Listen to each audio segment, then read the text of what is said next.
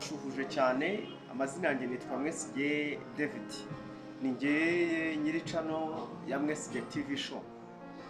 Yego ndashaka kumenyesha ku kibazo twahuye nacyo kirimo kiratuma tutarimo turabahereza filimi muri iyi minsi.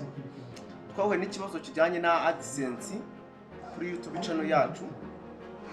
Bikaba ariyo mpamvu birimo biratuma mutarimo murabona igeno rye aka kanya mutarimo muraribona. Turabasabye kugira ngo mwe mwihanganye kirimo kirakemuka. Twahuye n'icyo kibazo twandikira YouTube nayo yaratubwiye ngo nidutegereze imira bikoraho. Urumva natwe turimo turategereje aka kanya filimi zirimo zirakorwa, ariko igisigaye niyo AdSense. Icyo tubasabye no kugira ngo mukomeze mudushyigikire, mukane subscribe, mukomeze mwihangane. Turimo turakora uko bishoboka byose. Murabizi ko icyo kibazo twe twagiteje, naga ari ikibazo ibintu bya system cyangwa ibintu bya YouTube, naga ari twe twabiteje nyine.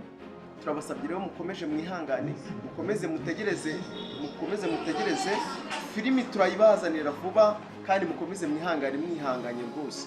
Kuko impamvu nkoze ino video ni ukugira ngo mbasobanurire buri ikibazo twahuye nacyo. Ikibazo cyose twahuye nacyo ni cyo ngicyo cya AdSense. Nikimara gukemuka muraza kubona filimi nk'uko byari bisanzwe. Twasoraga filimi kuwa mbere, kuwa kabiri, kuwa gatatu ndetse no kuwa gatandatu, tugashutinga ku cyumweru. Yego turabasabye rero mukomeze mwihangane rwose, turabinginze mukomeze murebe video zacu.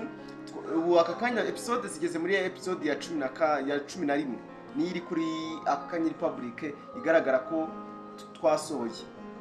Ariko niba utarebye izindi episode zabanje, ndagusabye rwose ugende uzirebe. Ni filimi nziza cyane rwose. Ndabasabye rero mukomeze mudukurikire. Amazina yanjye ni David. Ukeneye kunyandikira WhatsApp ni 08 084 13 iba kuri WhatsApp. Hari n'indi nanone 08 49 62 937.